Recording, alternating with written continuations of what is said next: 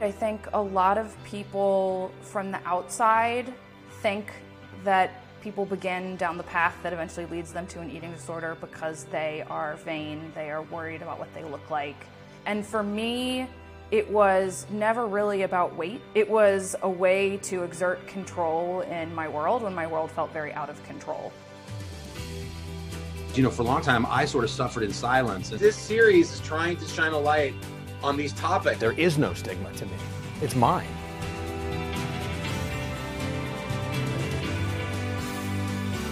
You know, eating disorders is such a varied experience, and I wondered if you could sort of describe yours and tell me, you know, a little bit about the history of it.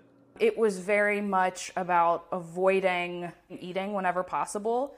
Again, not out of a calorie restriction, weight loss goal, but a control thing. I was diagnosed with leukemia when I was 4 and with chronic pain when I was 12. My body felt like my enemy from a very early age, and so the thing I wanted to control most was my body. I remember thinking, like, this is the only thing that's going to get me through day to day, and also this is probably the thing that's going to kill me. But at the time, that felt okay. Going away to college made things a lot worse, and it was in college, my sophomore year, that I sort of hit what I think of as my rock bottom.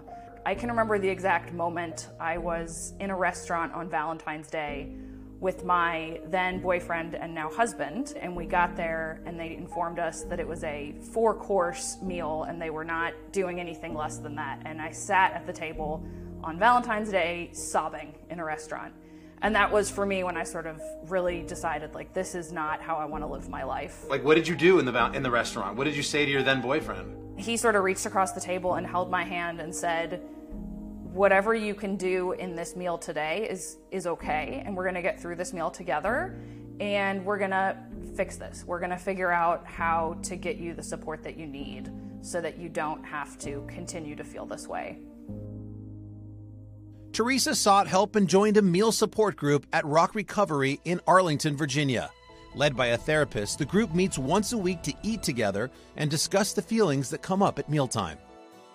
One of the hardest things about an eating disorder is it cuts you off from your community and it keeps you from living your life fully. So our programs are all designed to model full community and people kind of coming back to the table, breaking bread with people that they love. In the supportive comfort of the group, you are able to tackle something that you couldn't do on your own. You're able to have that meal really make an accomplishment and prove to yourself that you can do something really hard, and do that week over week and process those emotions in a group of folks who understand you, and hopefully that moves you forward into being able to do that in the real world by yourself. Teresa, when you're in these meal support groups, like, what specifically happens? What tools do you get to walk out and kind of, utilize in the outside world? For someone with an eating disorder, you get such a distorted view of what's appropriate and what your body really needs, and so having guidance around that. And secondly, it's practicing talking back to your eating disorder voice. You're able to practice and build sort of mantras that you can say back to that voice that you can then practice when you're out in the real world and really struggling with a meal. Since 2008, Rock Recovery has helped over 400 men and women across the country.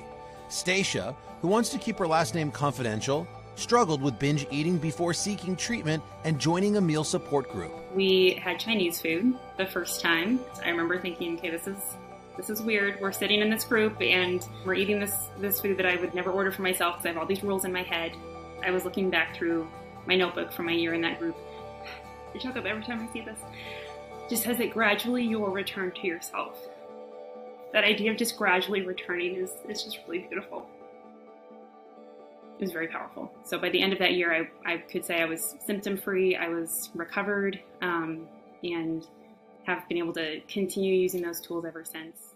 Rock Recovery pivoted to virtual programming when COVID hit. The center saw a 420% increase in people reaching out for help, including 24-year-old Catherine Thompson. Realizing when food and exercise take up 97% of your headspace on every given day, that is when you realize you have an eating disorder. They helped me so much. I think just joining on that first night and finally feeling like I could just like put my shoulders down. It's just really freeing knowing that you're not the only one and having people to hold you accountable. Teresa Green graduated from her treatment program nearly a decade ago and considers herself fully recovered. We all have to eat. So what is the relationship you now have with, your sort of three squares, if you will? Yeah, it's night and day. I remember when I first entered treatment, my goal was just to get to a point where I could sit down every day and eat what I needed to, but I didn't think that I would ever be free of the negative thoughts that drove me to engage in the behaviors. I never thought I would enjoy food or like it. And that's not true. Like, I really consider myself recovered. I love cooking with my family. The idea of a 4-course meal now is like an exciting thing that I would love to do with my husband. It is not a terrifying situation. Since gaining control over her eating disorder, Teresa has volunteered by mentoring others at Rock Recovery, encouraging them through a journey she's been on firsthand.